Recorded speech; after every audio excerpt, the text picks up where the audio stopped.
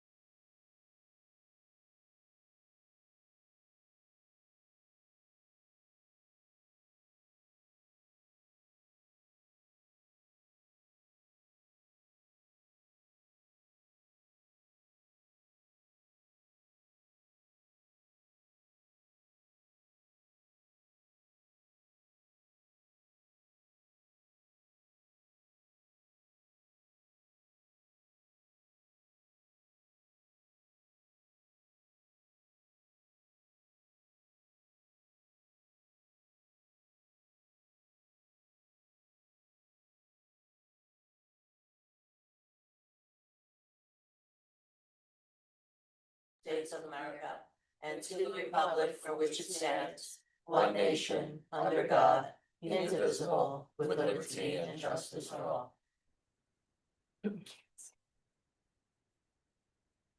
Roll call, please. Good evening. Ann Catrillo, Here. Rebecca Bear, I am here. Debbie Kulik, Here. and Jason Goldstrom. Present. All right, moving on to approval of agenda and minutes. Motion to approve the agenda for November 6, 2025, with members of the committee reserving the right to add to the agenda and take further action in the district's best interest. So moved. Second. Discussion? Mhm. All in favor? Aye. Need a motion to approve the October 2nd, 2024 meeting minutes. So moved. Second. Any discussion on that? All in favor? Aye. Okay, and then moving right on to our items for discussion. The first thing everyone should have their EPR newsletter. Yes. We want to take that out and All right, thank you, Ms. Catrillo. So we start off our newsletter this month with the work that we've been doing on our North Star project, the comprehensive plan.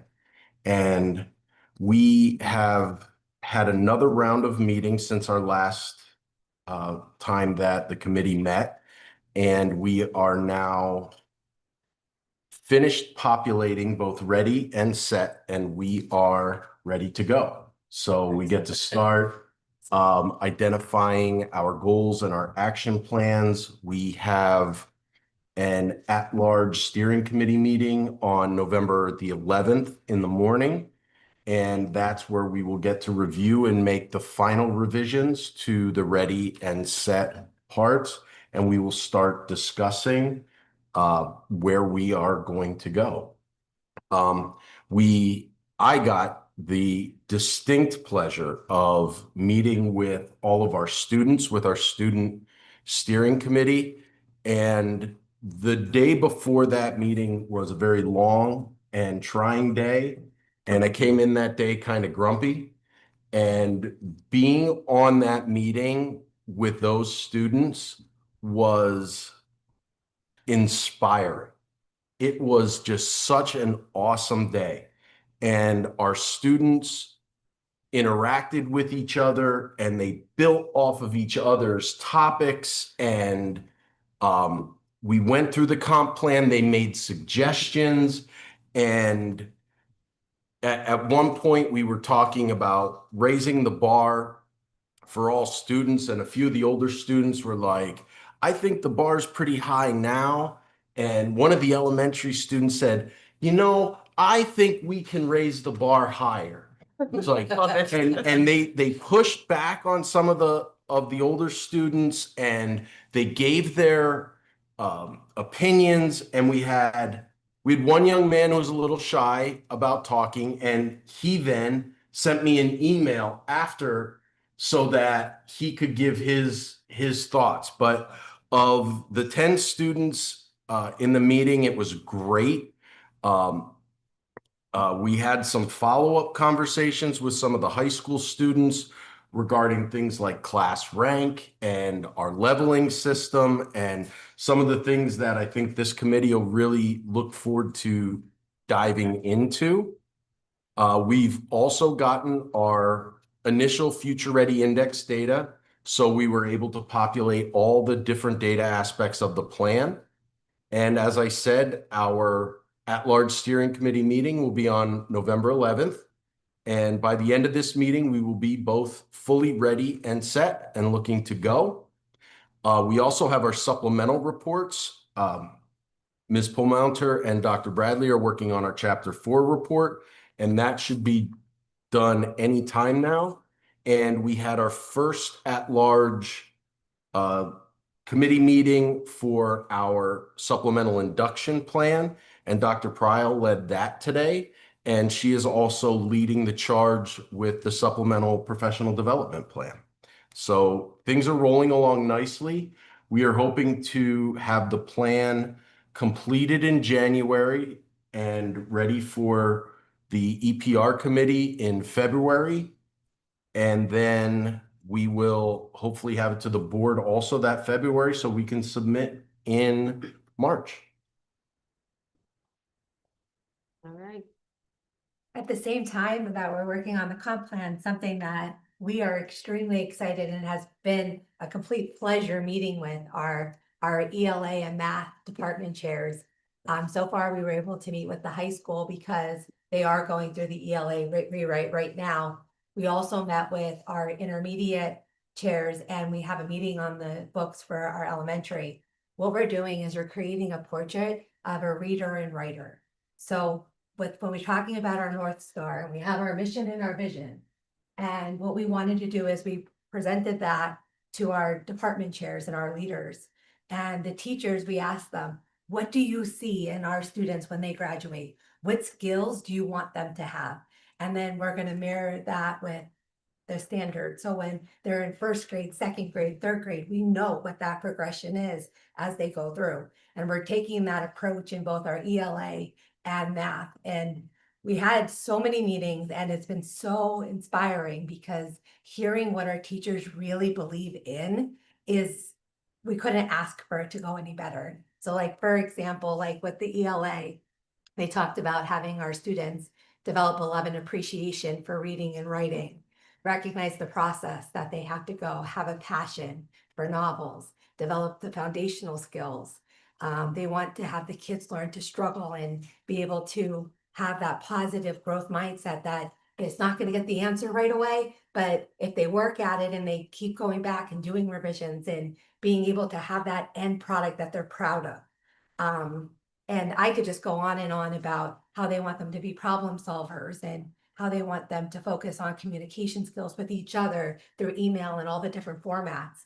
So we compiled a ton of chart paper. If you go into our office, you'll see probably 50 pages around the room. And it's all of those key skills that they want them to leave with.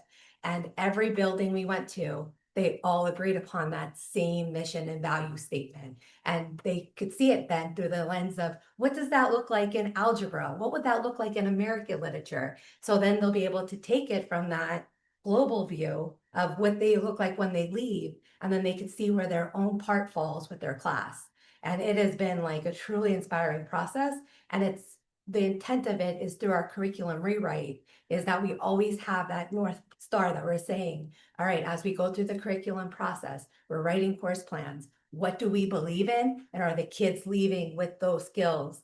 And it just is all tying together so nicely. So it's a lot of pre-work for the curriculum that you're going to see very soon. But we've been having a blast meeting with these groups and really seeing what amazing teachers we have and department chairs as leaders. I mean, I just want to say, I think like all of the work that's being done now, prior to putting, pen to paper or fingers on the keys, as the case may be, I think is time so well spent.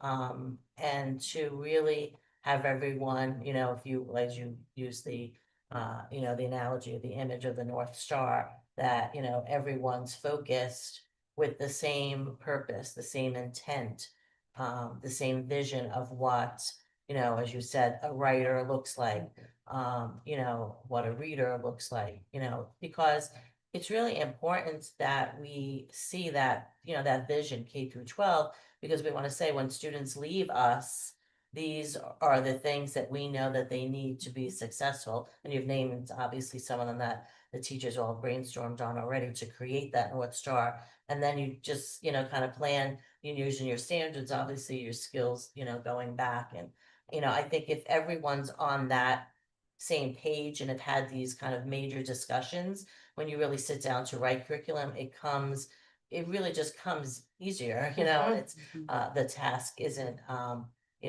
as daunting. And I also think you don't have as, sometimes, I don't want to use the word fighting, but disagreements, in terms of what things should look like, because you're already on the same page, from the beginning. So so to kind of set that. So thank you for doing that. I mean, that's really, to me, just an amazing part of, for the teachers too, to discover, how the process works and where we're going, only because it's been, and I repeat it, but I repeat it for anybody who's, listening in today, perhaps for the first time, that we haven't really done this kind of revision in 25 years. So, so whether you're a senior teacher, I mean, 25 years is a long time, to be in education, or you've just been newly hired, let's say within the last 5 years, to bring all of that together, to have this kind of vision, I think is just curious. wonderful. I'm curious about in secondary in particular, do we address soft skills? Absolutely. Are they talking about the soft skills? Completely. That was the foundation of all of the conversation. And like, for example, it's just when you have a disagreement with somebody, how do you handle that? And then how does that relate to like maybe the castle? And they say, getting rid of like your bias, the prejudice, and how do you handle those conversations? So it's being able to see so many language that we have out there in the standards, and then it's what skills that they're getting and how is that addressed through the curriculum. So it's our teachers really at the end of the day, when they were talking, for example, in our math class, I had an honors teacher say that they want their kids to not want the answer right away and be willing to struggle with the problem and say, this is how you do it. And this is some ideas, knowing that there's a chance it might be wrong, but they're still thinking through it. So those are all the skills that they're capturing. And then it's how are they using those throughout their curriculum to get the kids to practice them, enhance them, and really refine them. So it's the heart of it is definitely the skills that they leave with. And that's when we talk to them. We didn't talk American Lit or Brit Lit. We talked when they leave, how are they going to be readers, writers, or mathematicians? And that was kind of how it didn't matter if we were talking to a 6th grade teacher, 7th grade teacher, a senior teacher. At the end of the day, we're just hoping that each year the kids keep building on their skills, and they really leave with the student we're hoping that we're developing. Not hoping, we will be Yeah. developing.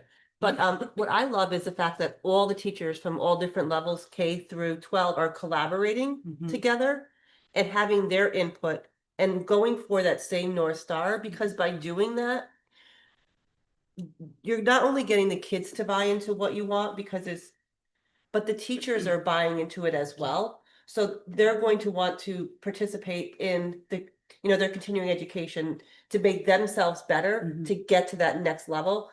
And there's not going to be, well, I didn't have a say. Well, you know what, you did.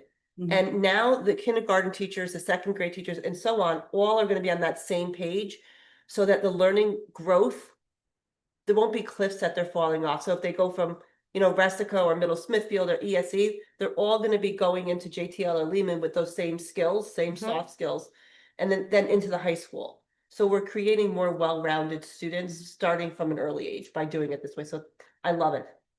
And on that note, I'll just add that the teachers were so, we were really asking them to talk about their reasons for teaching and why they love it and what they hope the students get out of their classes. And they were also open and generous with their thinking and their expertise. And it was just a testament to the level of professionalism. Mhm. It just was wonderful. Right. So with that, if you flip to the front, we can talk about our professional development day that happened on October 14th. It was a wonderful day. If you go to that bottom left corner, that's a picture of the schedule that everybody had, so a few weeks in advance. We had a lot of different topics going on, which Amy will kind of start to dive into, but it all went really smoothly, and the feedback from that day was very positive, and also just about the organization of the day was really appreciated by teachers. So that was gratifying. Mhm. Marilyn's being very humble. At the bottom on the left, you could see the amount of work she put in, really coming out with like a very transparent schedule for the teachers and coming up with an entire process that everyone is able to use and be on the same page and work with facilities and work with pupil services. That way, when the teachers are coming and the paras or the PCAs, everyone knows what their expectations are that day. So she really did a phenomenal job putting together an entire process that really has been helping me when we're developing stuff for the high school teachers. Every day I'm like, I love your form. She is like, I have account for that. I'm like, you do. You have a plan for everything. I So like form. she's very much being humble with all the work she did with our PD planning. But with that being said, we did focus on a lot of things that are big picture projects for our curriculum office. One is we did the Linkit rollout out with the intermediate. We also did a deep dive for some of our specialists so they could really learn how to use that data and help drive decisions. With the steals, we had trainers come in from the Activate, and what was really special about this one is the two department chairs at Lehman and JTL, they designed directly with the company what they needed. So they gave a list of, we already have the sales pitch, we already have the basic first day training, we need you to answer these questions for us. So we went back and forth with the company and they put together the day outline. And what they had the teachers do, as you could see in that picture, work in groups and really go through what does it mean to be investigating, making the sense of the projects, and then critiquing the practices that they're going through. And then they looked at it through each of the levels. So they were telling the teachers that it's okay for all of level 2 that the kids may be getting the answers wrong and they might just be throwing things out there. And that's their chance to make sense of it. And they're trying to make connections for their previous knowledge. And you don't have to tell them the answer. You don't have to give them all the background. The goal is for you to let them kind of troubleshoot. And then the next one, what should be once you enter into level 3, it's going to be for that lab. How do you start having them then use the scientific terms and being able to do it correctly? And then 4 is if there's math skills that you need to embrace. So what they did was they had the teachers go through it as students and really showcase what that looks like to really make it that they're able to understand the principles behind steals, not just use a program, which is the steals, which is the Activate program. So that training went really well. And before I talk about the AI initiative, I do want to just acknowledge the principals from the schools who hosted us. So that was Gail Kulik and Tom Tansen. They were just so helpful, like setting it up, helping us set it up. We did have sessions on AI, our AI initiative. So we had those big days in August where everyone got this huge dose of it, but you really need to keep following up on it, right? It's almost like you can't talk about it enough because there's just so much to learn. And even when teachers embrace the teacher side of it, you know, that there's another big hump of making it student facing as well, right? So we're just continuing to have these sessions for them. And they were wonderful. And I can't say enough about our tech coaches and our other teachers who are kind of AI champions who just willingly are just always willing to show up for us and present. We had the tech coaches doing 3-hour sessions. You know, they broke them up, but they are just, they're just wonderful. And they're so good with their colleagues. In that top picture there, we have Luke Orlando talking about his AI chatbot. And in the bottom, that's Maureen Seidel talking about Google Classroom, which was a big topic, especially for the elementary teachers, since it's something that they might have to use this year. And at the elementary level, you don't see a whole lot of Google Classroom. So that was super helpful for them. I also want to just give a total side note with Joe Martin. So Joe Martin and I are on a state level AI task force with PSEA, and we had a meeting this past month. There's only about 15 of us from around the state. Joe is the representative from the Northeast region, and I'm an administrative representative on that group. Last year, the group created a document that was passed on to lawmakers about AI use in education. And this year we're working on how to get that document out into more organizations. So Joe has joined me in that effort. So I just wanted to recognize him for that as well. Thank you. I mean, we really do have phenomenal. Is Yeah, that our something tech that coaches. we have an article of our own written on the, We have that The website? in our policy, yes. no, No, on our website? no, To No. say that we have people who are involved like that. at the state level. It should be on our That's website. That's a PR deal. Okay. Yeah. Maybe that could be our next podcast. Sure. Yeah, love it. Yeah. The February podcast has just been decided upon. Got it. All right, and then we'll shift on to the focus on instruction. Dr. Vitale brought instructional rounds to the East Stroudsburg Area School District. And I can say personally, as a former high school principal, when this idea was pitched to me, I threw a hissy fit. And I can attest to that. and I told her, I don't want to do it and I don't see the need and I'm doing good things at my high school and just let me be. And she said, you're going to do this and you're going to learn and you're going to like it. And she was right. So you got that one. But so what we do is the district principals and directors, we come together and we go to one school and we visit 3 classrooms so far we've done 2 elementary schools. So the principal will pick a grade level with a focus on a specific area that is set by the principal based on their goals. And we are currently this year looking at student engagement. In future years, each principal will set their own goals for their building. But we started it off at Bushkill in 5th grade math, and Mr. Sadowski had us looking at how much student talk versus teacher talk, using math vocabulary. What does the small group engagement look and how is it differentiated?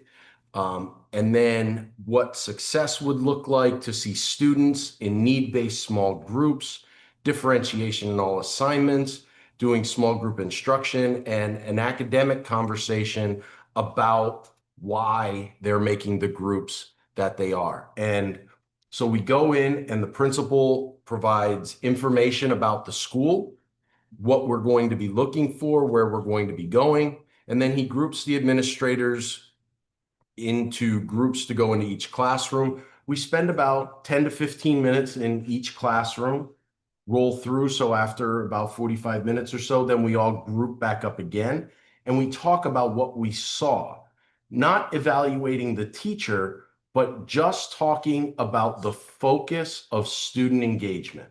And we challenge each other and we look to help to grow our teachers. And then for round 2, we went to Smithfield. And in that group, we looked at 2nd grade ELA.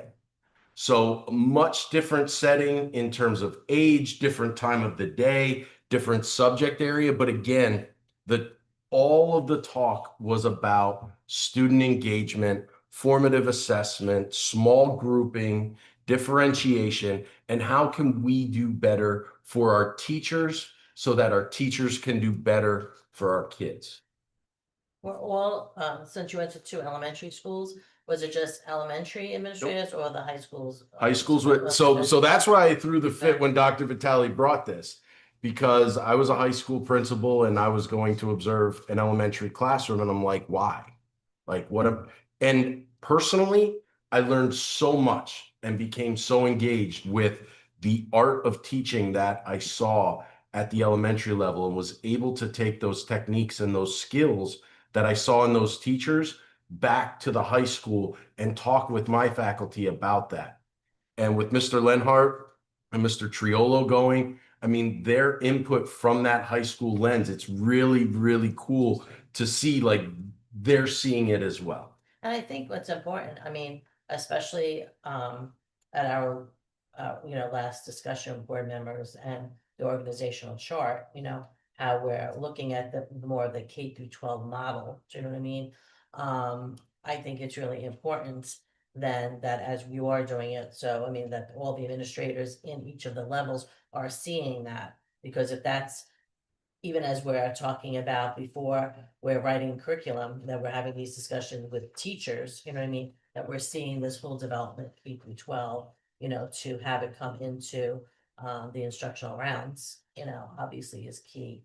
So, I mean, from my perspective, just seeing that the process, the North Star vision, mission, all that we're following it through in every aspect that, that obviously that you're presenting to us today. And that kind of consistency is a win for everyone, from students through staff.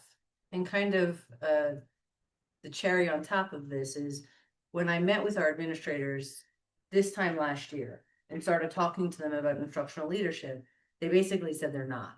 They all identified they don't have time, they can't, they don't have the scope, and it's never been a focus. These meetings are non-negotiable. So instructional rounds, clear your calendar. Andy sent out dates, said, this is it, you must be there. And we're all sitting around the room. We are all dedicating time and we're having conversation about what it looks like. So we took our team of instructional leaders and we're showing them what it looks like and having good conversations, because I talk a lot about the teacher experience and we want the teacher experience to be really similar. So when we talk to one teacher about student engagement, we should all be talking about what it means. And although it looks different at every level, good instructional practices is the same thing. So student talk versus teacher talk, it should always be more students, whether it's a kindergartner or a 12th grader. Productive struggle, right? So Amy was talking about that. So we're having those conversations and allowing not only our principals to build their own capacity and knowledge, but to kind of level set as a team. That way, when we're having these conversations about evaluations and anecdotal notes, and we're doing walkthroughs, we're all sending and spreading the same message. So I think not only is it we're learning and growing, but we're also really improving how we are evaluating our teachers. Even though this isn't an evaluation tool, we are all going to be very, very tight on what we think is its student engagement and what we're defining it as. And just to like bring up the comp plan again, but the section that I was working on, it was so exciting. And I was just sharing this with Maggie and Andy earlier, is as we were going through and they were asking for how are principals being evaluated, what are their goals?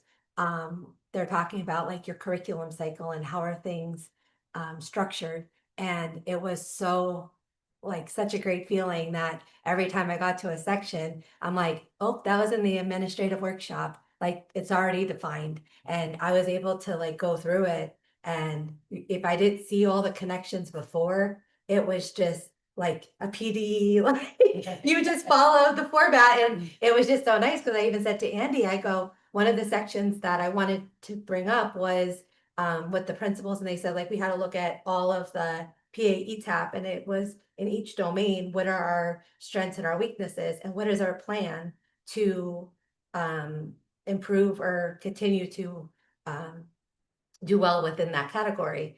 And I wrote all about that first slide that Maggie presented on, and the focus on instruction. So it was the walkthroughs, the instructional rounds, and how everybody's focus on that same thing is going to help overall instruction across the board. So it just is nice that being in this district for 18 years, it's so nice to see how cohesive everything is, and just being able to put that plan together, that was something I was really proud to like be part of. Couldn't agree more. Jason, you've been fired for. I'm taking it home. And then on the last page, there was just a, well, I was inspired by Amy's newsletter format. So I made one for the teachers, a professional learning newsletter. And just with some opportunities there, I sent this to the principals and they then sent it to their staff of just reminders of things and other steps they could take. Just trying to organize some of the deadlines in my head that go on for kind of larger grants and things like that, and just make sure that the teachers are aware of those. Great, thank you. Well, I don't know if you all heard me at our last board meeting, but I said to the board members when I'm giving my summary that like my summary could go on forever and ever, and it's crazy that I'm not gonna, do that, because everyone is getting the newsletters. And really, it's, visually pleasing to begin with, but very, succinctly gives all the information of what's happening, and so forth. So I really appreciate the newsletter, in terms of it really allows us, even at a glance, to know what's going on. And to then be able to share that with, with everyone. So thank you for It's that. good because it also gives a focus and reflects the actions and the activities that are happening. And those people who are involved can be recognized by everyone. Great. Everybody likes a pat on the back. Yeah, for sure. Yes. And a well-deserved one, to say the least. Thank you. Thank you, guys. Appreciate it. All right, so we're gonna move on to our program of studies, and we are on stage 3. We are, Exciting. this was an exciting moment. This was. Exciting moment. All right, so this one here, I think had the most significant amount of change. And I think Andy mentioned something to me the other day that I think I want to start with. And it was the importance and how much we put a focus on making sure that we made this everyone's program of studies. It's the principals, it's the guidance counselors, it's students, it's everyone's able to have a say in it. And we really focus throughout it is asking the principals and the counselors and the department chairs, is this what we do? Like, this isn't our dream, this isn't our North Star, like I said at the last meeting, this is what we are doing right now. We could have areas of improvement, growth, wherever we want to go, that's great. But like right now, let's have an operating guideline of what we're currently doing. So this work is definitely a representation of everybody, and I just want to thank them for that. But just to get started, because it is long, I'm just going to go with where the major changes are, because the rest of it you guys could see for yourself on the changes document. But on page 5 and 6, I originally slated to have a page for ASACA scheduling, but in a lot of conversations recently with Deanna, we wanted to have ASACA get the same process, just different and tailored to them within their setting. So Deanna met with me, and what we did was we integrated it and infused it throughout the high school scheduling process. So then that way, if the students, if you're in 9th grade and you're looking to come to the high school, you are able to either go to the parent-teacher conferences at North with Ray or with Matt, not conferences, I'm sorry, parent night with either Matt or Ray, or you're able to go to Deanna and be able to hear about our soccer program. They're going to be getting their own scheduling information, and we're really just making sure that everything is infused together so the kids are all getting that same preparation for their high school experience. So you will notice that the only thing that may change that is we have a meeting scheduled with Sapphire. I want to make sure that the forms can get routed to the right student, so we know that we're getting good data for the course tally. So we just want to logistically make sure that that works like we envisioned, but that would be our ideal to have it infused. 7 to 10, Andy and I attended a career a career pathways at MCTI. MCPC. MCT, yes, that's correct. MTPC. And the Monroe, Mhm. and it was at MCTI, and they talked a lot about what the MCTI program brings in as far as careers. And we were just reviewing this, and I was going over it with Andy, and he goes, "Where's MCTI? Where's that kid's pathway and graduation requirements in the program of studies?" So with our conversation that day, led to us adding the graduation requirements that just are more tailored to what it looks like for a student that's electives are within a program, and that's mentioned in the book. So definitely take a look at that. If you look at like the National Honor Society, everything stayed the same. So some of the work that went on with this is talking with Matt and Ray and making sure that when we have our guidelines and our operating procedures, we're operating under them in both buildings. Yeah. So having those conversations to make sure there's no discrepancy on what we're saying the standards are. So that was all worked out behind the scenes, but there's been no change to what would be seen in the program of studies from last year. Page 17, I'm really proud of.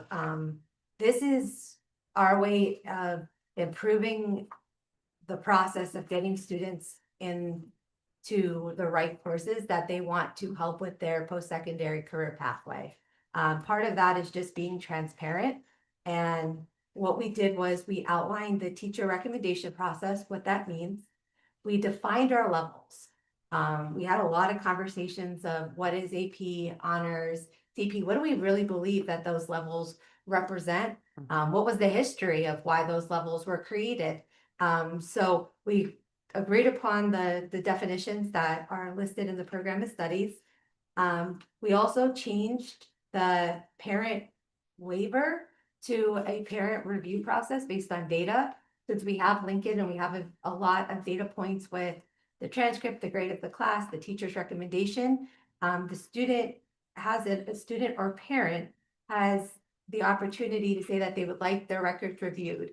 And the building principal would be responsible for reviewing the data of that student, and the parent could provide evidence that they believe that student should be placed in another level. And then if it's agreed upon, then they would be placed there. However, it's just not a guarantee that you sign a waiver. It states on there, you sign the rights away for your educational process and you just put them in the class. I said we got rid of that process and we replaced it with the recommendation review. The course schedule finalization replaces the current add drop, and that just describes about the importance of having students make good decisions and go through the process of reviewing the program of studies, having conversations with their teachers. So we're able to get good tallies that we can have a student-driven schedule and we have classes that the kids want to take. And we're not just constantly changing all summer long and having class sizes of 10 and 23 because they're making all last minute adjustments. But in order to hold kids to that standard, our job was to make sure that we were transparent in the beginning about what those expectations are. So I talked to Matt and Wright, and as soon as we get through today's EPR, if everyone is in agreement with what the leveling criteria is for the different levels, then what we would like to do is send that to students, and the principals are going to send that out. They're going to review it with their teachers at the faculty meeting, just so we have that common language that this is what we want. And if a kid wants to get into that next level class, they know that there's 2 points they have to earn to be able to meet that benchmark.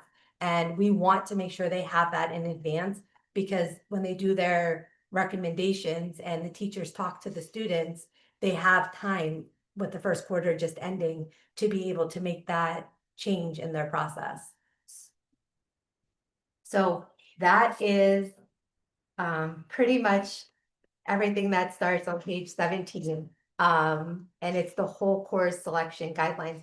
I'm going to stop here to see if does anyone have any questions on anything that is in that section. It's not really a question as much as it is first of all, thank you for the amount of work. I mean, all of this is incredible. But this section in particular, and having been in the auditorium, when we're telling students, about the scheduling, what courses they're going to pick, and they sign up, particularly with AP courses, and then they come in the fall and realize, oh, I bit off more than I could chew, and I want out.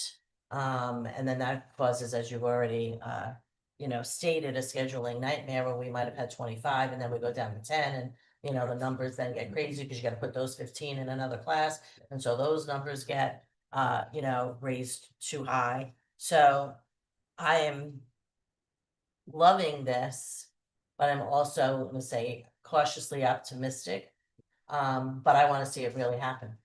Because every year, totally from a teacher's perspective, and that's with old regime. So, obviously with the new regime, and I'm highly confident in the new group, but I still want to see it really happen. Well, and truthfully. it is a process. So we set the guidelines for this process. It's not going to be perfect next year. There are going to be times when you may be getting a phone call saying the principal won't let me out of my class. But the message that we work to send is we're all saying we're doing this process. Your time frame is your time frame. It's getting teachers, counselors, building administrators, central administration, and ultimately when you all get those phone calls because we're holding tight to the process, it's because we're putting that in place for what's best for those kids. So when Agree. people aren't getting the classes that they want, or they're not getting out of the classes they don't want to be in, and you all will get calls, I would kindly ask that you help support what we're doing, because what we put in place is to support our teachers and our students. And that's why I'm loving this, because it's so clear, and it's in writing. And the fact that we have a parent review process, it's just not a waiver, like it was before, literally a sheet of paper. So there, I mean, and don't get me wrong, we understand there's always exceptions to the rules. I mean, I get that, that's, goes without saying, but we had, they weren't exceptions to the rules. It was just like, well, the kid didn't want it and, whatever. So, and the fact that this is all so clearly laid out for everyone, parents, students, staff, and that the process is there. So there, there can't be as much, backlash, if you will. And I mean, and obviously I would support you, as I'm sure everyone else, here will. I don't want to speak for everyone else, but when you have a process is that clear and has been followed, then it all falls in place. And I think for me, the part that I struggled with was the lack of transparency. So we had standards and we wanted to enforce the procedures and we wanted to tell kids, this is your deadline, you have to do it. But when you don't give them any guidance of what it means and how do you achieve to get into a different level, or what it like just level sets with the teachers of what the expectations are, it was really hard to just constantly enforce and be consistent. So this gives the conversation that we were really able to talk to, what are our beliefs? What are you willing to, Andy constantly, when things were being decided and it looked really good on paper, Andy looked at the principals or the guidance counselors. Now you guys have to enforce this. This is only going to be as strong as our weakest link. And we Yeah, just can't, true. and we could talk to kids and we could do what's best for kids, but some of that now could be on the forefront by helping guide them and giving them that point to strive for. And we did, when Andy was meeting with the student group, one of the students was talking about just kind of our level system and just the process. And it was nice when I brought him over and I said, this is what we're thinking. What do you think? And he read it and he said, this would be really nice to have had to help make my decision and be able to see it. And I would like to be part of more conversations about this. And he's a senior, he's one of our board reps, but it was nice having that conversation with him. And I had him read the level names and said, what do you think of these? And he goes, I think it's great because it doesn't put one level above another. It's just tailored differently. Yes. And it really made me feel good that I have a student that is looking at that and seeing what our values were to try to capture in this. Because if we didn't have it spelled out, people were going based on what they believed or what they thought or And what they was heard. said to them, and that's Yeah. why we had so many, whether truly were inadequacies or whether people just believed it to be that way, but between north and south. Because it, even within one building, you might maybe have one guidance counselor saying something different than, another guidance counselor behind closed doors as they're meeting with their students. But when you're going from school to school, when you don't have it, this clearly defined and laid out, that's where I think sometimes, whether it's true or not, who knows, but that's where the, supposition comes that things perhaps are not equal, because things aren't being laid out exactly the same. How early or are we being said the socializing same. this conversation with students and parents? I know we have this for when they enter parents' night at high school, but when are we really beginning to socialize this conversation? Because I think like you have elementary parents that say, when my kid gets to high school, I want them in this. Or they're in sixth grade getting into Lehman. What do I need to do as a parent to ensure my child is in this when they get to high school? It's great that we're socializing it at the parent kickoff meeting for high school, but I think we need to socialize it a little bit earlier. Like maybe even at a Lehman or a JTL They're parent night. going to actually start rolling it out just so that they could get access to this at the end of the second quarter. And we are also going to start this same process at JTL and Lehman, that there's currently an AR that's out there. And Andy and I just went through it. We just pulled it. And we have a committee of teachers at the building that are going to start looking at what are the operating procedures in the buildings. And the new Tom and Shannon were really excited to be able to dive in. I actually have a meeting with them tomorrow to figure out what does this look like for them in 5th to 6th grade. Right. And that's where I said, and that's kind of where I got the aha moment of this absolutely has to be K-12, because Right, it has to be I was so socialized. worried about I was so worried about that 8th grade to 9th grade. But it's and not then Andy clear. kept going, what about 5th to 6th? And I'm like, Right. well, we'll worry about that. And he goes, all right, after we get done with this program of studies, that's our next project. It's important because parents want to know that. Mhm. Or even a student who's a high achiever, what do I need to do now to get me to, like, what's the kid's North Star? Like, what do I need to do? Like, you have middle school kids that want to play basketball in college, but they have no idea in 6th grade, when they get in the 7th grade and they're on the basketball team, that, oh my God, I need to be in college prep or higher. I need to take the following courses. What if I'm, basic right now? What do I need to do as a student if I want to get to that point? And I think too, the biggest part that I found working now with other levels is just standardizing our vocabulary and Mhm. what things mean. So that's why these portrait conversations are so important, because we're actually able to talk about the skills when they're talking about in 8th grade, what are they expecting from their students? Mhm. And then how is that transitioning to 9th grade? And then seeing that entire process. So when we have them done at the end of this year for the ELA and the math, you will have 12 pieces of paper laid out here, and it's going to say 1st grade skills, 2nd grade skills, 3rd grade skills.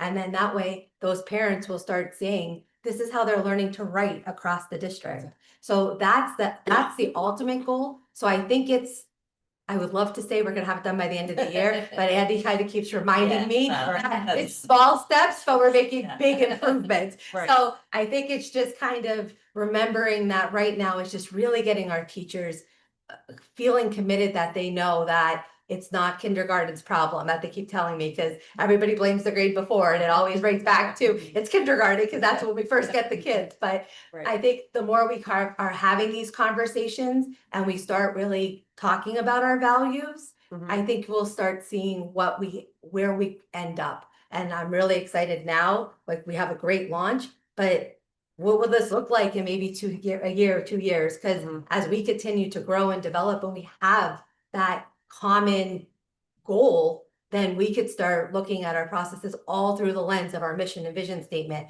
and make sure that our practices are reflecting that. Right. But like I said, this is where we are right now. And I think it's going to definitely give some clarity that is much needed in the buildings.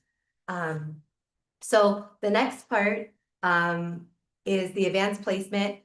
We have a section that just outlines everything that we offer. We have a section for dual enrollment inside and outside of East Stroudsburg. That is also the same communication we sent out at the end of the year when Lackawanna came on board. So we included that in the program of studies.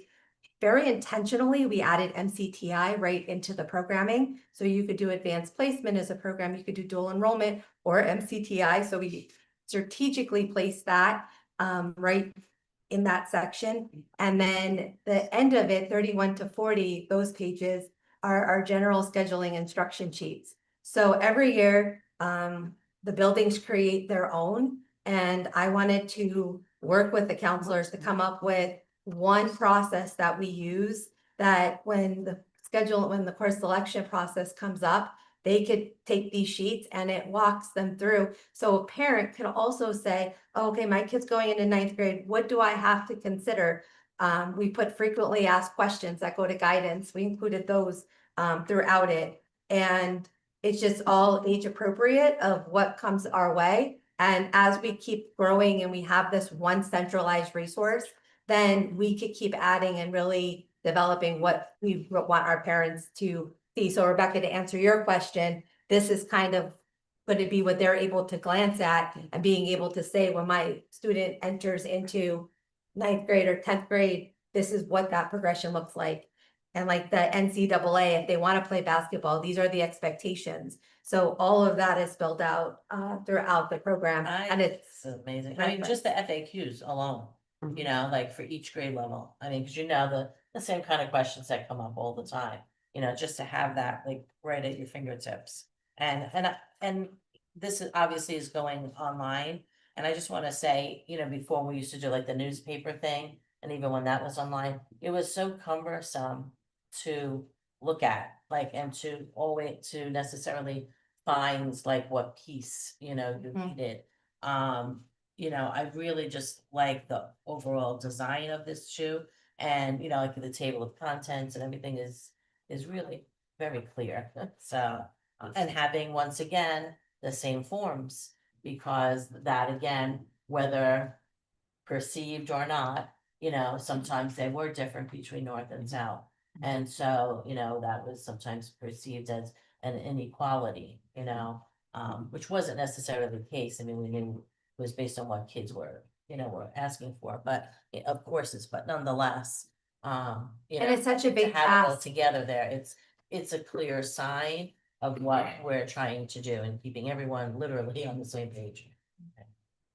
And just for the principals too, when they're coming in, if we have new principals or admin turnover, this is a Right. huge undertaking for someone to have to design what their scheduling sheets are when they're learning their own process. So just to be able to have that resource available for our principals and have that consistency that we could keep growing it, not just keep reinventing the wheel every year Mhm. based on the administrator that was assigned the scheduling process. So that wraps up stage 3. And stage 4 is now going to be the department chairs are all evaluating their course descriptions, prereqs. Always fun. So I just tasked them with that yesterday at the department chair meeting. So next month you'll see all of our courses, and Can't wait to read. the program of studies will hopefully be ready for you guys to bring to the board for the approval. So then that way, our students that are in the fall classes, when teachers are talking to them about recommendations, they're going to be able to have a resource to be able to say what classes that we have to offer. Because right now, when they make the recommendation, we're counting on that teacher. And if it's a new teacher, that's really unfair to expect them to be able to go through the wide array of classes that we offer. So this gives them that resource to help navigate those conversations. I mean, I never thought of it from that perspective. And that's really great because, I mean, I remember like I would have kids, you know, kind of chasing you down in the hole, you know, because you had them in the fall semester and you're, you know, what they're going to do in the spring, because we didn't have this, you know, resource available yet. So that's great. Thank you. I just wanted to say before, as I'm not talking. This is like a tremendous undertaking. Yes. Like I don't think we stress that enough. Because this isn't a refresh of the program of studies. This is basically recreation of the program of studies. Taking basically the framework of, but creating everything from. And I know it was mentioned, Ann had mentioned earlier, just the level system criteria for a student to be able to see that. I often get students who ask me, what do I need in order to get into AP geography next year? And I'm like, I explain to them what, and then I say, talk to the guidance counselors and explain, because there's no real clear, but this is as clear as it gets. And there's no, there's no outside interference from, you know, hey, if you do this or if you do that, it's clear and cut. This is what it is. And as you said, it was very ambitious to say, we're going to get this ready for next school year. In and of itself, is just amazing. So kudos on that, and everybody, you know, who's worked on it and you putting it together. And it's so much easier to read, and it's pleasing. I know. I mean, it's Little things. as are silly important. as it Yeah. sounds, pleasing to the Yeah. eye. It makes you continue to read. It's a big document. Mhm. I tried to trick you and shorten it by putting it in front of me. No, I tried to and make this it is only 20 half. pages instead of 40. Yeah, and this is only half. You know, this is only half of the document. The rest of it comes in, and then you got to go through all that. So, yeah, and again, kudos. I mean, it's, Yeah. this is a tremendous undertaking in a short period of time and, you know, so thank you. And I like the uniformity of what parent night is gonna look at both schools. So we know that if you're going to Lehman, you're getting the same presentation if you're going to JTL and vice versa. It's not each principal deciding, well, I'm gonna do it this way. And that's the way it's been in the past. Is if they're both having it the same night, you know, an email can go out through administration saying, okay, upcoming, you know, fifth grade is going to sixth grade, here's parent night, there'll be no questions.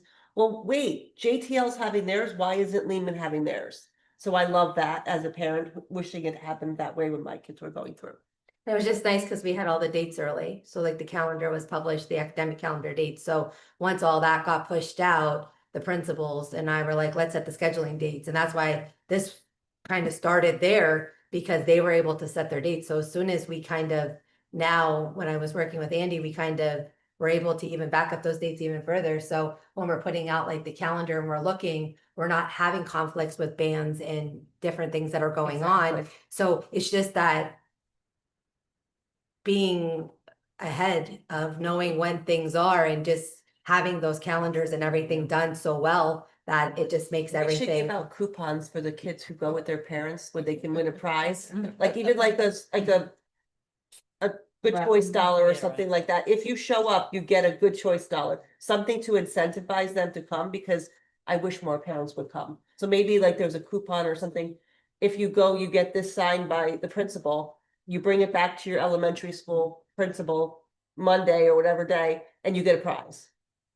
Something. Just out of curiosity, do we stream and or record that for parents who are not able to? No, No, Is that That's a good something idea, that too. we could, we can absolutely look into it. okay, Yep. because I'm just thinking about if a parent can't make it to one of those meetings, That's on the bus. yeah, Coming back. Yeah. commuting back or something. Not for participation, obviously, No, but just to be able just to. your Yeah, Knowledge for the information. Yeah. Be able to Yeah. do it again Yeah. later. And even parents who are there and just feel like they missed something, they could Yeah. go back. Oh, and it's so. Look at overwhelming. it, yeah. Yeah. It's- Okay, That's a great situation. we will look into it, thank you. Okay, moving on That's all right. to course Our plan course review. plan review. So on that link, you will see that we have all of our high school course plans for family consumer sciences, science, business, and world languages. There. That's it? That's it? I know, right? I'm like, that's a lot of work. Less is more. Yeah. And just a reminder to everyone, the course plans, remember, are for us to have to peruse, to read if we have any questions, to send them Can we forth. get it on paper? But it's not something that has to be approved by the board, that we are just, we approve the curriculum, but the teachers write the course plans and we, you know, obviously look at them and comment on them. But it's purposely not approved in the sense so that the teachers can make those changes, you know, in conjunction, obviously, with their directors, et cetera, as needed. You know, we move on in time. So, thank you. Anybody have any questions on those at this time? No, there's just a lot. Okay, yeah, I mean, we have to read them, obviously, but if you have any questions moving forward. Okay, so then we're going to move on to the curriculum framework adaptations. So we do need to add another area of curriculum that we will be changing and looking for board approval this year. AP has pushed out some new requirements for AP German. So we will have to go back into the framework and rewrite AP German and have that by the end of the year for board approval. What's one more? Yeah. And I'm just gonna, I had asked this question of Andy prior, so I'll just say it for everyone to hear. That when you get these requirements from AP and we had to write our course curriculum for AP, you know, for them, for the College Board, it's very different than what our curriculum is and the framework that we use here. So, you know, it's kind of like a double work, obviously, for the AP teachers when they're doing that. And so, you know, the fact that the German teachers already did it and that, you know, they have to open it and redo it again. I just want to kind of say thank you to them in advance for all the extra work that they have to do, for sure. But I really do think our AP program has really helped so many students, you know, moving forward, whether or not they even take the AP tests, you know, to get the credit. It's just the critical thinking and the level of, you know, academic study that they get with those level courses. So I just wanted to say that overall, so anybody listening will know that. Okay, anybody else have anything on that? Okay, moving forward then, Wayne Pike, CTC. So I just want to highlight that I missed the days before Marilyn, Andy, and Amy got on board, because now I get to present the not so fun. They present all the good, exciting stuff. So we have an opportunity and a possibility of joining the Wayne Pike CTC, which does not exist yet, has to be created, and they are in the process of creating it. We really started to explore this last spring. There were no numbers attached to it. We got very excited, and it became the kind of the fancy new toy for Christmas, and I want that. And then we realized the cost. And a few weeks ago, we were given the costs from Dr. Ganuski, and he is passionate and driven, and he's going to do this without us, one way or the other. So just know that as I present, this is not, if we don't join, this doesn't happen. This is still going to happen one way or the other without us. So I just want to talk about kind of what our possibility is and then what the impact could be. Maybe I'm gonna do that. All right, so let's just kind of get some numbers of students at MCTI. So right now, we have 286 students at MCTI, 121 of them are North, 165 of them are at South. About 13% of our students attend MCTI. We are at 96% of our quota.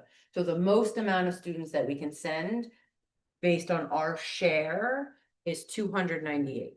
So it's great. Our numbers have progressively increased over the last few years, which is wonderful. MCTI, as many of you have heard, has over 600 students out of the 4 county schools on wait lists, which is concerning. So I asked MCTI really to break it down for us. It's 8 Osaka students for us, 65 North and 80 South students that are on wait lists, which is 153 students that are not getting the services they need because they don't have entrance into MCTI because there's not enough seats. Now this breaks it up by program, but this is really difficult to do because students request program 1, program 2, or program 3. Right. So I did it by their primary program. So if the numbers don't exactly match, it was difficult to kind of disaggregate the data, and I asked them to pull this pretty quickly. So that's the program of where it is. And if you look just very quickly, cosmetology is the biggest one. Health professionals is another one. Criminal justice. Automotive. So there are some big, and automotive is like repair, whereas auto body is the outside of the car. So we look at the programs at MCTI, and I've shared this with you before. Here are the programs that MCTI offers. They have impressive results at MCTI. And I've been very, very clear with Dennis that we're not looking at Wayne Pike because we don't like MCTI. We're looking at it for additional opportunities for our students, also knowing that if we open up seats, not only does it help our students out, it helps students in general because maybe more seats open than for the other 3 county schools. So he has no problem with us exploring it. I don't want you to think like I'm cheating on MCTI. It is truly not the case. MCTI, their outcome is pretty impressive, where 98% of their students leave with industry credentials. They are the second leading most effective CTC program in the state of Pennsylvania. Like, the fact that MCTI is where our students go should be something we are celebrating daily, because they really have a great output and a great program there. So none of this is discounting MCTI. So now let's talk about Wayne Pike. Did you know there's 67 counties in the state of Pennsylvania and only 2 don't have a CTC program? I think I'm bearing the lead, but guess which 2? Wayne Pike. Pike and Wayne. So really, I don't even know how they don't exist, but Wayne Pike are the only 2 counties in the entire state that don't have a CTC program, and they can't travel anymore. So they can't go to MCTI, they can't go to Lackawanna, the distance is just too much. So Dr. Gnuski very early on realized he needed to solve his own problem, and he's working on it. So these are the proposed programs at the Wayne Pike CTC program.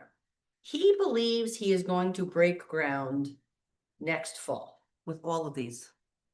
Break ground. Just- They have a lot of Break these down. programs already. They do. Yes. But what I'm saying is he's breaking ground next year, building the building. I'm not convinced, and he's not 100% convinced, we're going live 27-28 school year. No. There's no. What? No. Okay. So Just, Not in that Big- building. They might be live no, I'm just with thinking their about current program. But- building expansion. with his current program. Right. But he can't take us. So right now, he does not have a CTC. He does not have Wayne Pike CTC. He has programs that are NOCTI certified in his building. Yeah. And so does Delaware. So does Delaware Valley. And so does, Western Wayne has a Western few, Wayne. and Wayne Highlands has a few. right. Correct. They all have their own because they've all had to solve their own problems. There are school districts across the state, the last one we just worked at as well, that has their own NOCTI programs. So the last district I was at, we had our NOCTI masonry and we had NOCTI auto body. Like, those were our programs. He has done the same, just on a larger scale.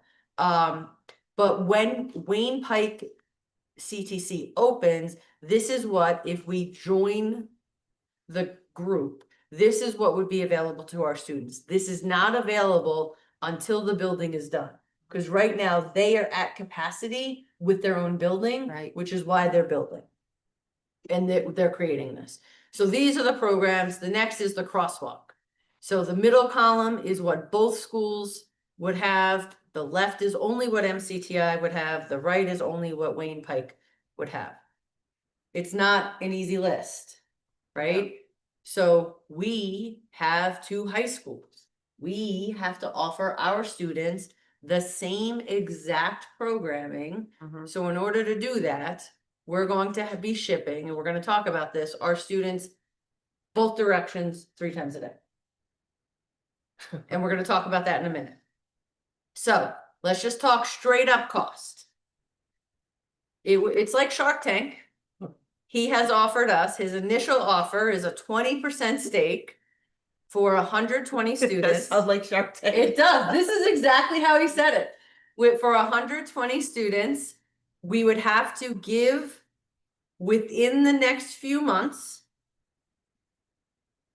10.4 million and an annual cost of $660,000 for our inclusion in. And then there's the 10% and the 15% for that. Now, the 10.4, he doesn't need all of it. He needs a guaranteed commitment and then some of those funds before this school year ends. We must take out a bond for this if we're doing this. We don't have this. No. Okay, so we could go membership versus tuition. So membership is we have a stake in it.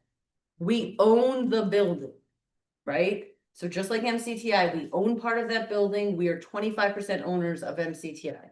We would be 20%, 15 or 10% owners of the Wayne Pike CTC. Now, we could just pay tuition, which is $10,000 a student. That's a lot more. But what happens with tuition is all the member districts get their seats first. Whatever's left is then offered to us. Right. So there's no guarantee that our students who want to go into protective services, that there's going to be a seat available for them if all the other membership districts take it. As a person who just came from a district that did not formally agree and be a member of the CTC, there's nothing available. So we also have to keep in the back of our mind that we are currently paying MCTI $2.2 million a year for their CTC program, which is $7,400 a student. It's about roughly what it works out to be. So we are increasing our annual cost Mhm. from 2.2 to about 2.9. I would argue, let's just round it and call it 3 million, Mhm. not including the debt service.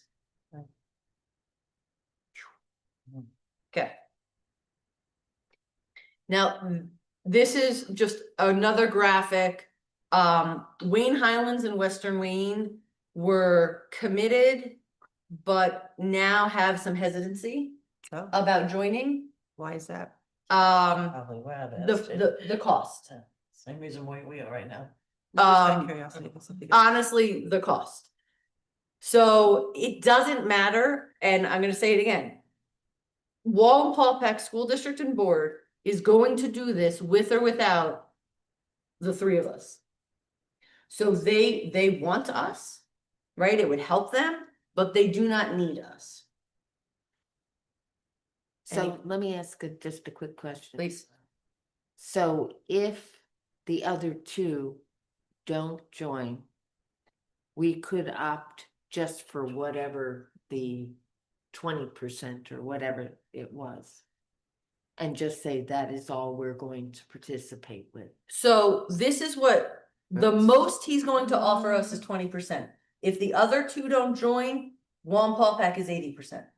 Okay. So whatever Wayne and Western Wayne, it's gonna go defer back to Wallenpaupack. But our numbers will not change whether Western Wayne and Wayne Highlands are in this or not. Like that 10.4 and 660 is going to stay static, Right. whether they're in it or not. Wallenpaupack is gonna take the rest of the pie. What is? Sorry, Please ask questions. That's why we're doing this. what is his estimated student population there? If 20% is 120? Well, I mean, times that's 5, that's 600. massive.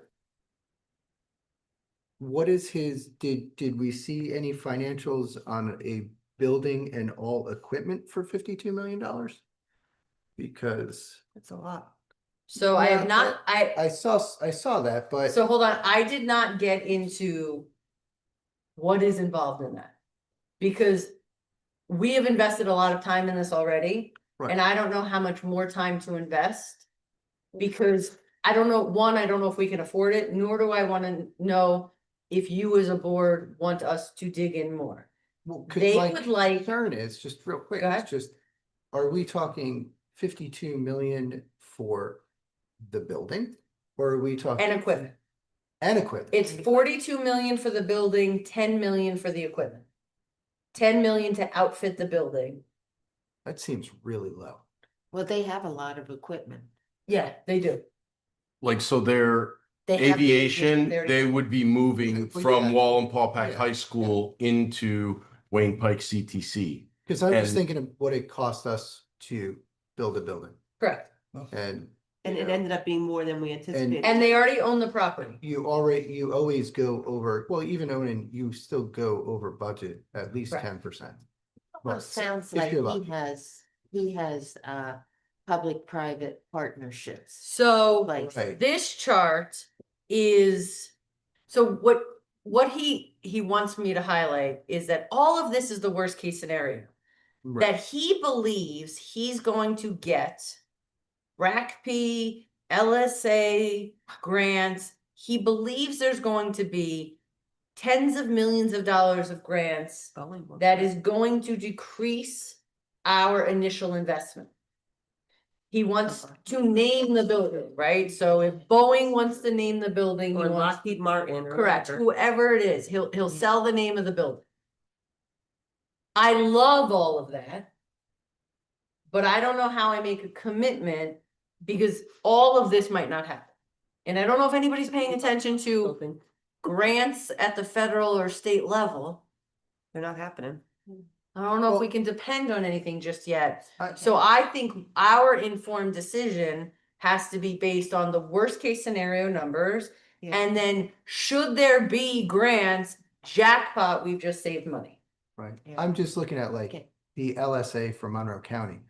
Is he under the assumption that he'll apply for the Monroe County LSA because we would then become a partner? Yes. Knowing Yes. that MCTI has spent years trying to get LSA money for MCTI, It hasn't and gotten it yet. goes to NCC. When we were there, and correct me when I give misinformation, he indicated that 3 times already they have had grants approved there.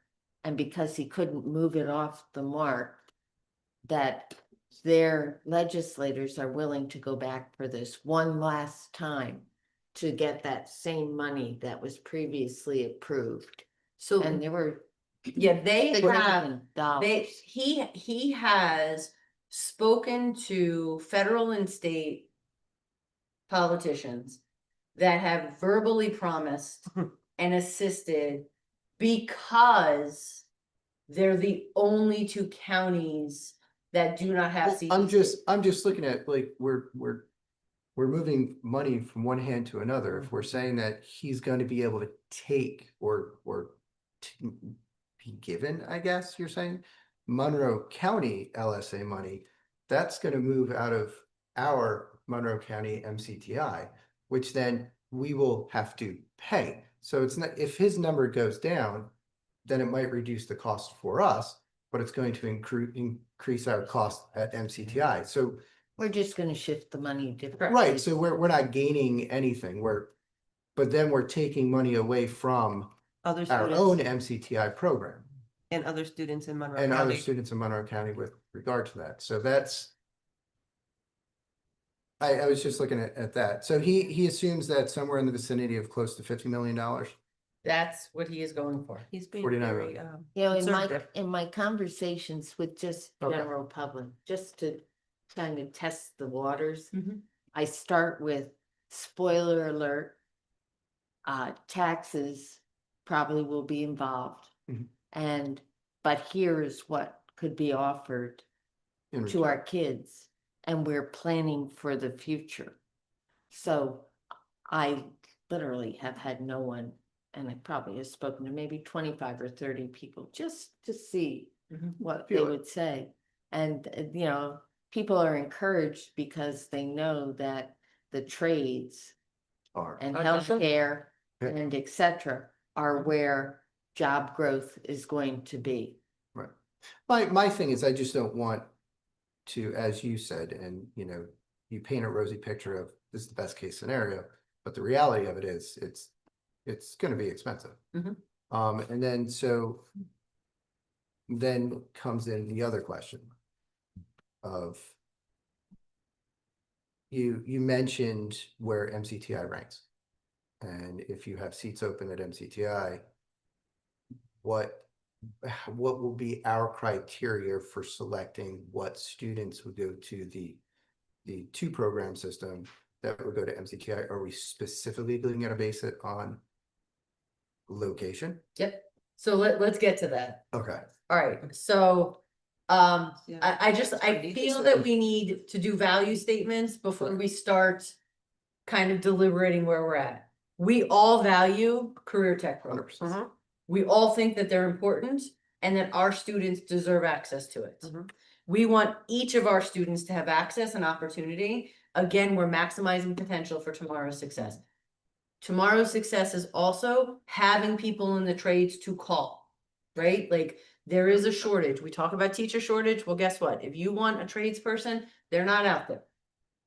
So we want to make sure that we're maximizing the potential for everybody's success by making sure we're filling the trades. We know that we want students to enter the trades and that there are students who would be best suited in CTC programs that are sitting in our schools right now, not allowed access. We celebrate MCTI and everything that it offers, but we also need to make fiscally responsible decisions. So I believe those are our value statements as a board. So now the logistics for duplicate programming. Students would need to go to the program that is closest to their school. If there's an individual program, so if there's a one program offered at MCTI or at Wayne Pike, students would go to that program. If there's duplicate, they would go whichever is closest. Transportation, 3 times a day, so in the morning, midday, and PM, we would be going south students up to Wayne Pike, south students to MCTI, north students to Wayne Pike, north students to MCTI, and then back. Same distance.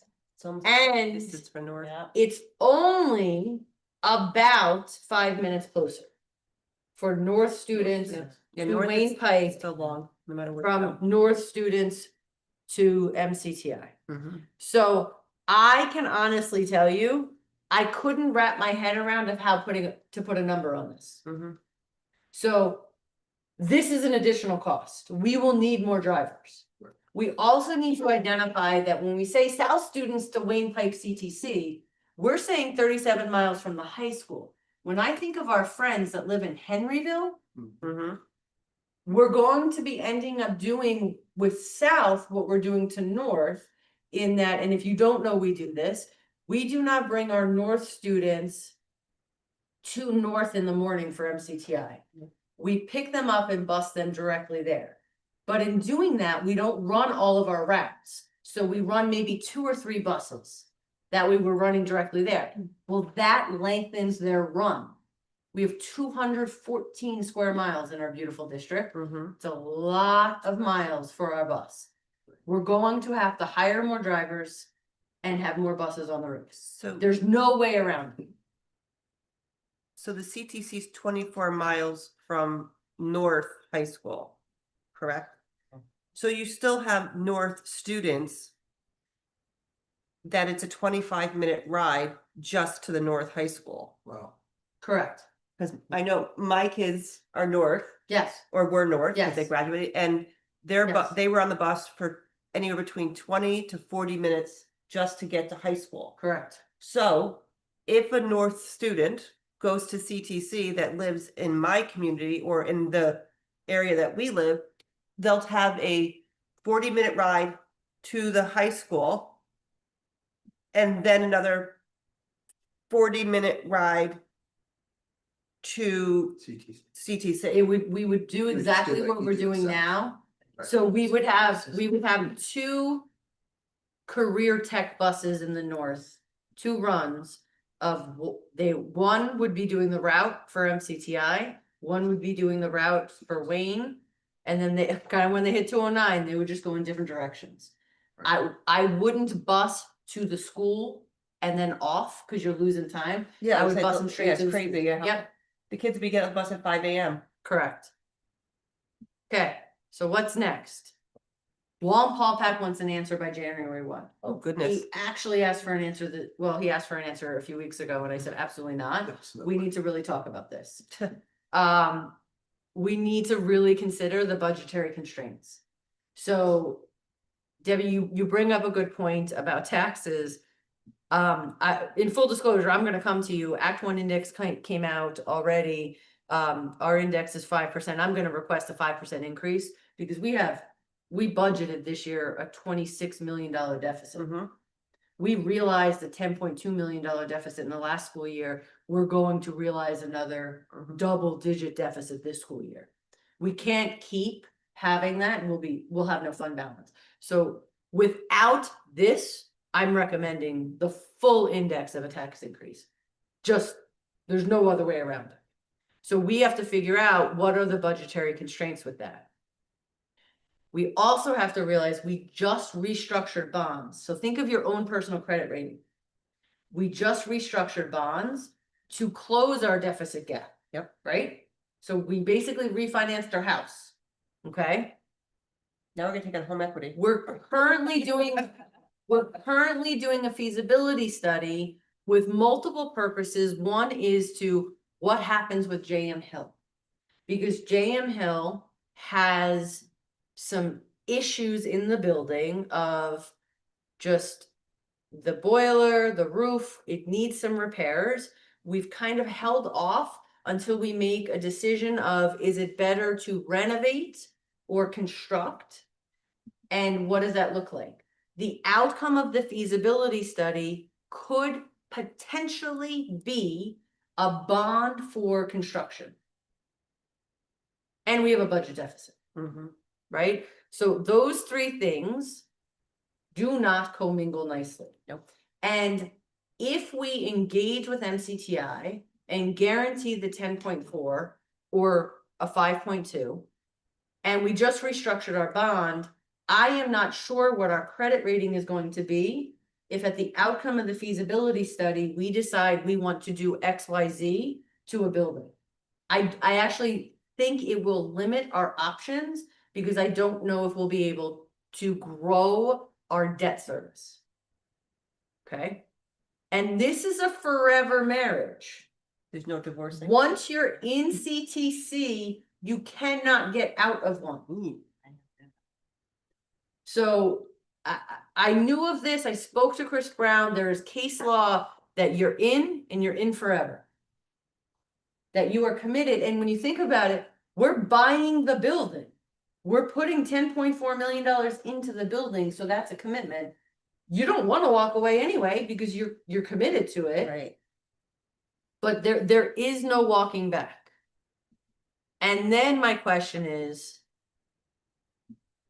if we want to invest in a CTC program, could we invest more in MCTI and grow their program?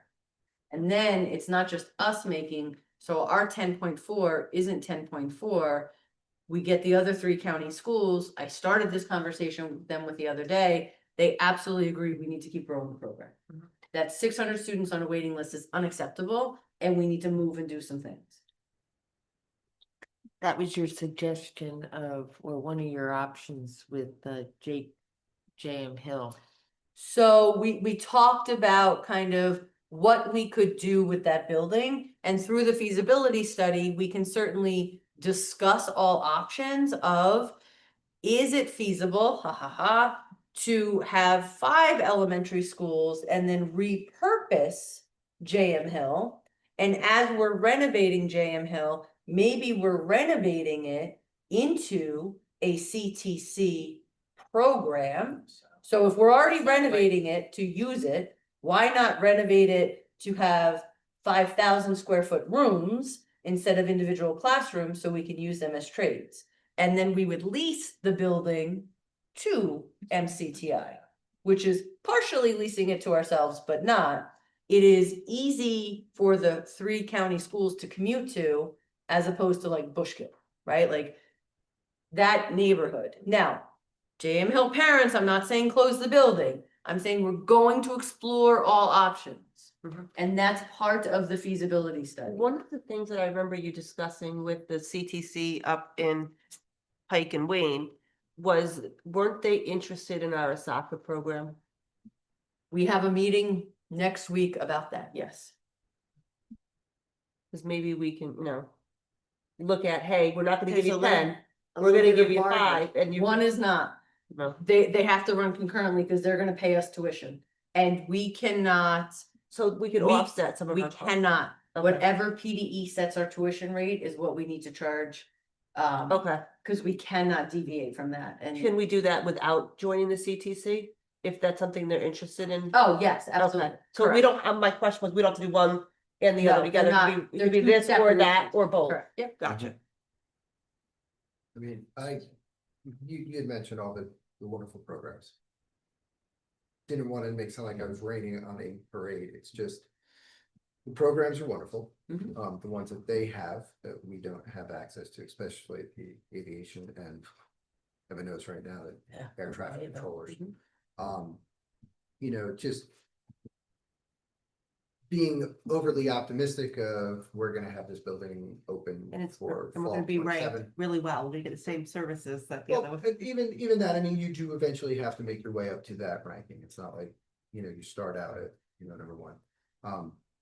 But being overly optimistic of getting an entire building built and ready to go in less than a year. It's crazy. I mean, I know when we did the expansion at MCTI, I mean, that was, they guaranteed it, lock-in date, we are gonna move in Yeah. June 30th. July 5th, August, and then finally, so, and they're still checking off boxes of things, so it was an 18-month project, just for an addition. To build With the brand. students doing some of the work. Yes, with the students. Right. Yes, well, they weren't there. Correct. working, Yeah, and so, I mean, cautiously moving forward, understanding all the fiscal responsibility that we have. That there's a lot to digest, to figure out. moving And to forward. make that decision by January 1st. Yes, To me, that's like, That's- that's impossible. And we still don't even know what the state budget is yet. So Yeah, how and could we, you- and we don't even know really the end of the feasibility study, you know what I mean, which is, you know, we paid for that so that we can make some decisions about moving forward. Mhm. And, you know, on January 1st, that's like, I mean, It would I seem- can't see that. It would seem to me that even if we don't have an answer for him for January 1st, that there's still that window of time after that. To say, okay, I wanna buy in He now. would, tuition. he would be, or he would be, well, you know, we still could use buy-in. Mhm. Yeah. Right. Which Yeah, would give us a little more time. I think January is an arbitrary date because I think their board needs to know how much to start seeking for bonds, Right. right? And they need to start that process so they can get moving with it. Mhm. But do I think that we could? Yes. But I also think by February 1st or March 1st, I don't know if you're gonna have a decision Mm-mm. on what you're doing after the feasibility study. Cause like we're doing a town hall in January and then they're coming back in February to talk about that. So like March, you still might not have a decision made of what you're going to do.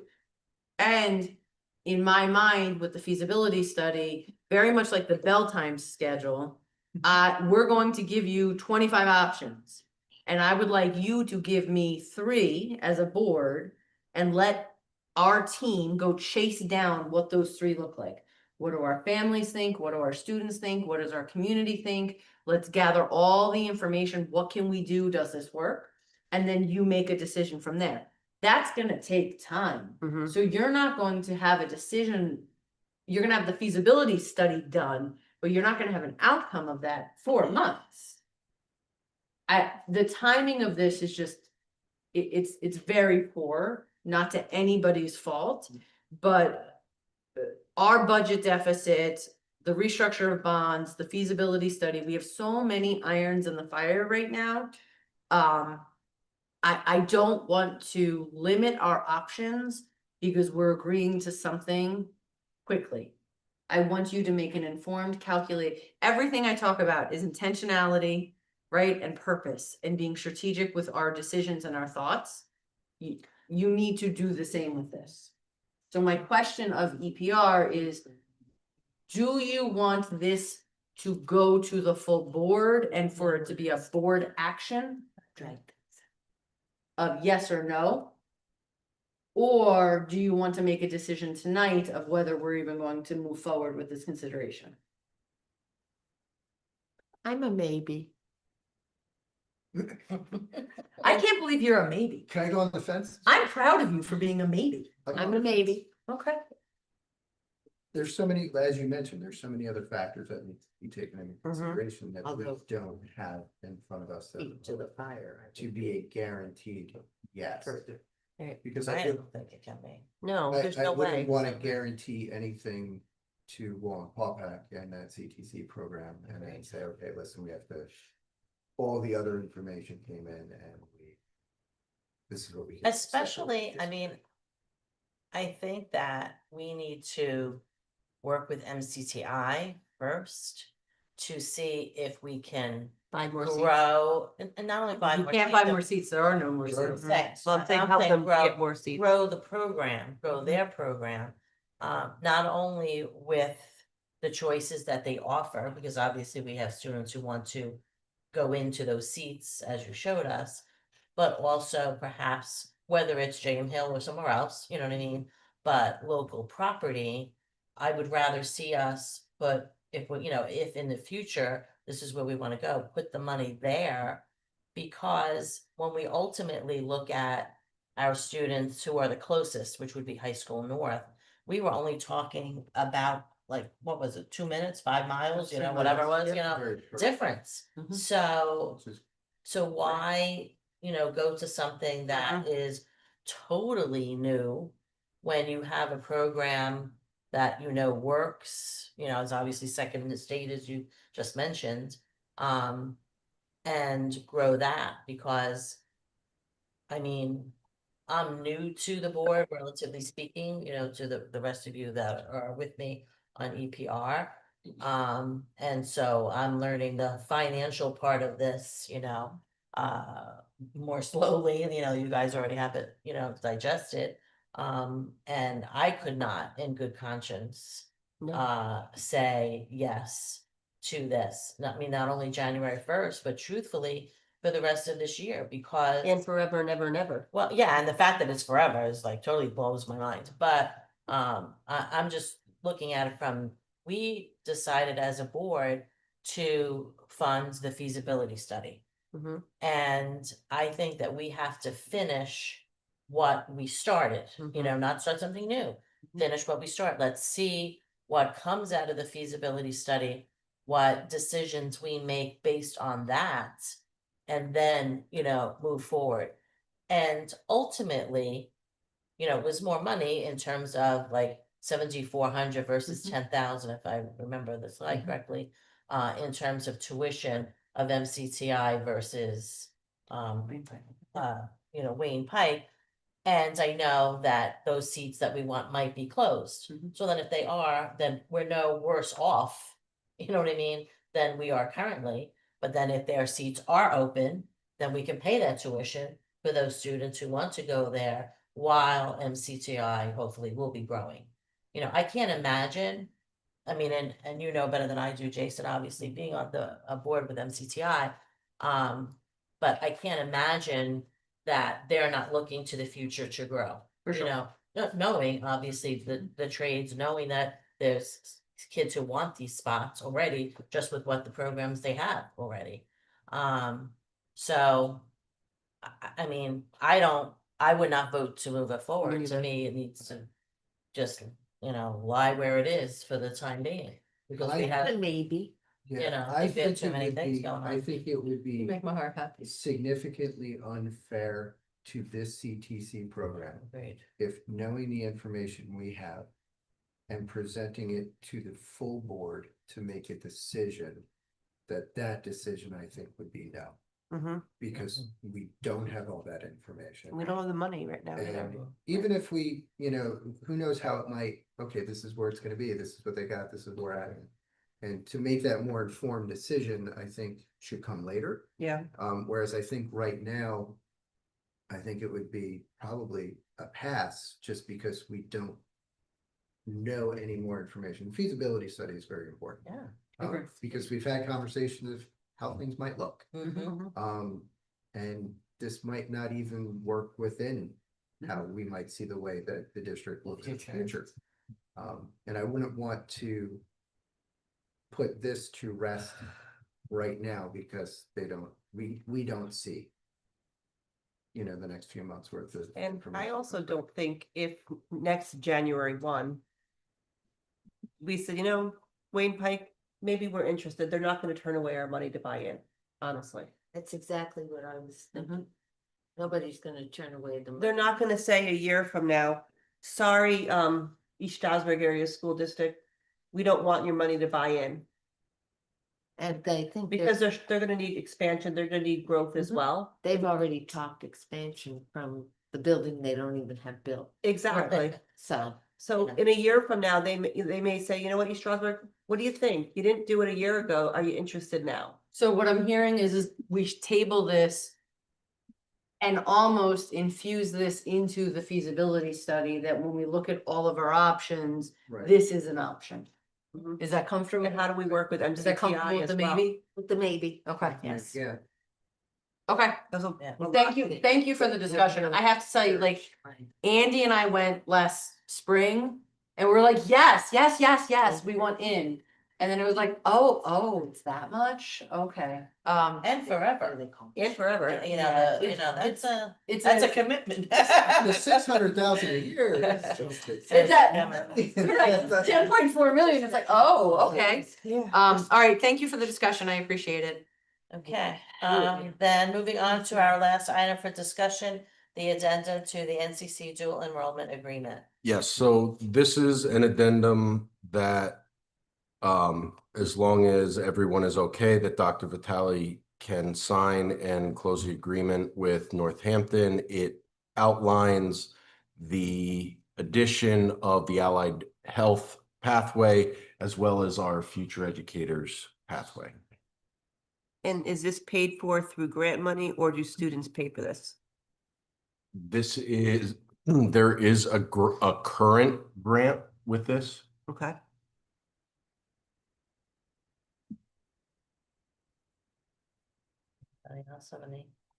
So as of right now, if a student takes this dual enrollment, does this apply to the presentation that you did before with dual enrollment versus dual credit? Can this be taken either way, or is it just dual enrollment, or is it both dual enrollment, dual credit options? The students have both options to take it Okay. within the course. They have to sign the contract right when they enter the course, though, Okay. which direction they're taking. And does it, if it's dual credit versus dual enrollment, is the grant covered either way? Yes, Okay, because either way, they're signed up, enrolled in the college course. gotcha. Yeah. And is there a limit? Are we capping the enrollment again, like we were thinking about doing before? Or if there's 500 kids that want to take it, are we paying for all of them, or are we saying we're capping it at the first 250? So some of them are courses taught by our teachers, Mhm. so they are capped by class size. Okay, So yes, there are some limits of how many students we can actually teach. gotcha. But if they want to go off our campus there, then no, I don't think we're capping it. Okay, just questions of Yeah, thinking. these are great questions. But no, I have no issue with you signing it. Me neither. No. Then, you're good. Sounds like a move. forward. I can get behind All right, that. we can move That's not a maybe? That's not a maybe. Call me maybe? All right, then, Good one. we're done with that items for discussion.